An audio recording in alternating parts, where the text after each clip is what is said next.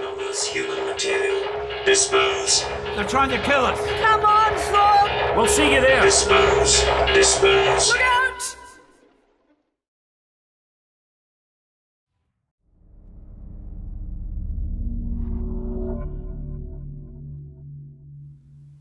It's Christmas Eve already. Time absolutely flies too. So hello and welcome YouTubers and Doctor Who fanatics to another Big Finish audio review. And today we're taking a look, or maybe a little Christmas Eve little gift of a review of the Early Adventures range episode 3, which is the Bounty of Ceres. Personally the one I was most looking forward to from that range because it sounded really suspenseful and a really action-packed story. So you know my normal procedure, everyone knows that I don't need to explain it in every other video, so let's get cracking on. So to the cover art, weirdly it has the 50th anniversary logo, not the complete silver one. I guess this cover was made earlier from the magnificent Tom Webster, who I believe made this cover art because he's always good at making covers.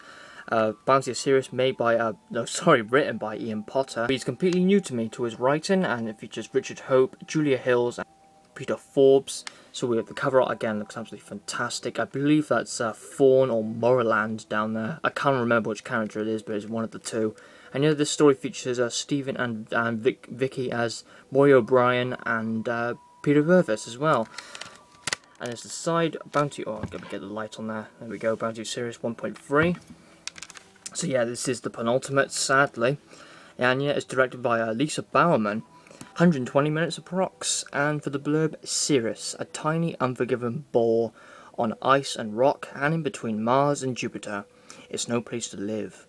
A special kind of person to work there. The crew of Colbat Corporation mining base know exactly how deadly the world outside their complex is, but the danger isn't just outside anymore. The systems they rely on to keep themselves safe are falling, and the planet is breaking in. It took me a long to process that then.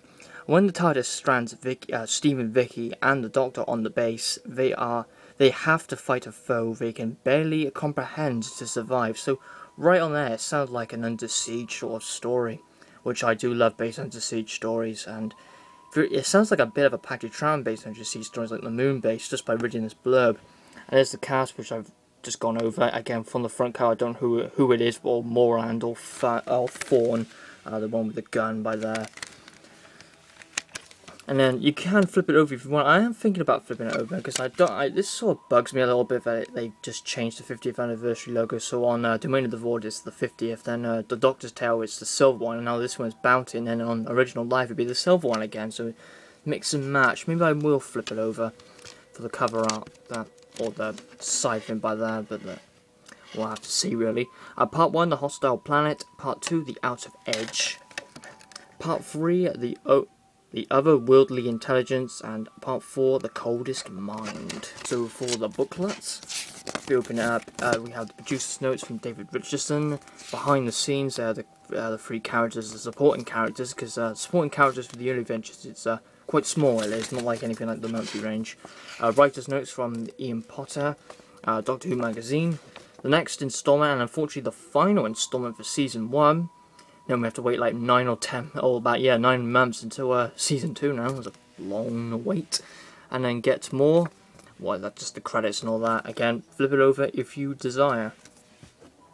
To my overall thoughts and opinions on the Bounty of Ceres. As I said before, the Bounty of Ceres is the one I was most looking forward to in the Early Adventures range, by sounding really suspenseful by the cover blurb, and sounded very like a base Under Siege story, like the Moon base, for example, or I don't know, think of any other base Under Siege stories. Abominable Sermon perhaps as well, just sounds a little bit similar to it, where they're stranded in one location and some force is trying to completely kill them off in this very enclosed area. But yeah, the Bounty of Ceres, I was not disappointed or underwhelmed by this story.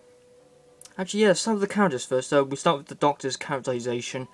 What I prefer more than the Bounty of Ceres than Domain of the Void and the Doctor's Tale, he was well more written into the story, because Domain of the Void, he had hardly anything to do with that story, because, well, I don't want to say what happened to Domain of the Void, but he was like hardly even in it, sadly. The Doctor's Tale is in it a bit more, well, he's in it a lot more compared to Domain of the Void, but the Bounty of Ceres, he actually felt like he was a part of the story quite a lot, which is pretty good.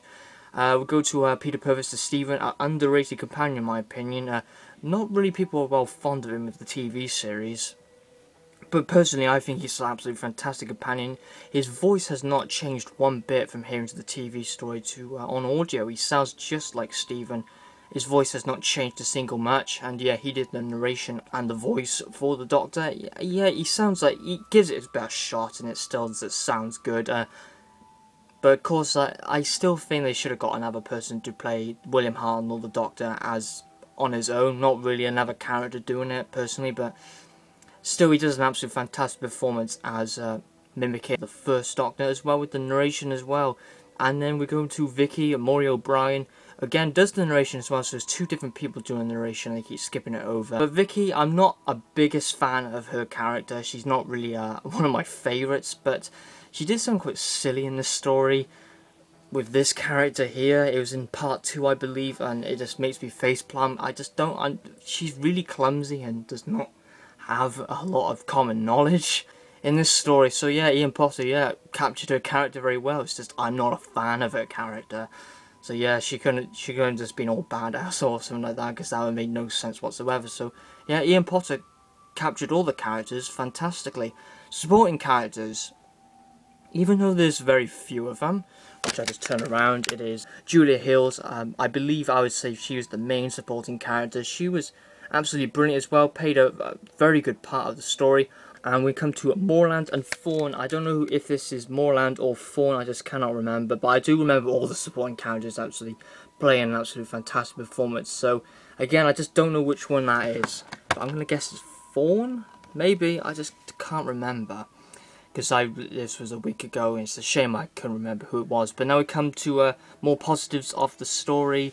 And I would say the cliffhangers were brilliant. Really suspenseful they were. I love part 1's cliffhanger, I believe, where, well, actually, no, I won't say what it is, obviously, but it was absolutely fantastic. Part 2 as well, again, really effective cliffhanger, and it makes you to believe, what, will they actually get out of it? Because it doesn't really seem that they will. And again, the Doctor is really affected in this story as well, in some way, shape or form. Again, I will not tell you. But part 1, again, brings very creepiness to him and a very thick atmosphere of it. Reminds me of The Wheel in Space, for example, where they go into like an abandoned area where it has all these robots around doing just their original programming as well, and they sort of act very aggressive for some reason as well, which brings quite a mystery of why they're so aggressive as well. But even though they were just doing their original program as well, and they somehow just turned really aggressive. And then the story, when it kicks off, it does get even more suspenseful and tension building, which is fantastic, but it is a negative. I'm not going to say it's a full negative, because I don't know where this story actually starts off to. But listen to this, where the Doctor said, or actually Stephen says that the Doctor is using something that the meddling monk had, and he uses it on his TARDIS, so that makes it to believe that the Bounty of Ceres features after the Time Meddler. But if it did, there was no characterization between Stephen and Vicky a lot. But if they just first meet each other, they just settled in straight on the bat. But I wish they had some more character development between the two. But it might not have been featured right after the Time Meddler. I could have been completely wrong. But if it was featured right after the Time Meddler, I wish I'd just seen some character development between the two. But overall, a really suspenseful, tension building, fantastic and epic cliffhangers. And epic music as well, brings tension and spine-chilling moments. Bounty of Ceres, I'm not sure if I would rate it a 7 or an 8. I'm not going to rate it a 7.5 again, because I hate rating them that. Because Domain of the Void and The Doctor's Tale, I both rated 7.5 out of 10 on my first listening. So, should I go for an 8 out of 10? I think I should. It deserves it. And I think Bounty of Ceres has the most or the strongest re-listenability. So that might give it a top spot perhaps, but I'm going to listen to all of them a second chance, because then I'll find more positives and more negatives, so I can overview them and just pick my overall favourite from the early adventures. But right now, this might be it, and I was thinking that it would be. So thank you very much for watching the review of the Bounty of Ceres. Next video will be after Christmas, so that, what I can say is, have an absolute fantastic Christmas, get some plum pudding, get all drinks for family and friends, and just have a fantastic Christmas. That's all I can say, so hope you have a good one, and stay tuned for my next video, and yeah, stay tuned for Christmas in a couple of hours, so have a good one.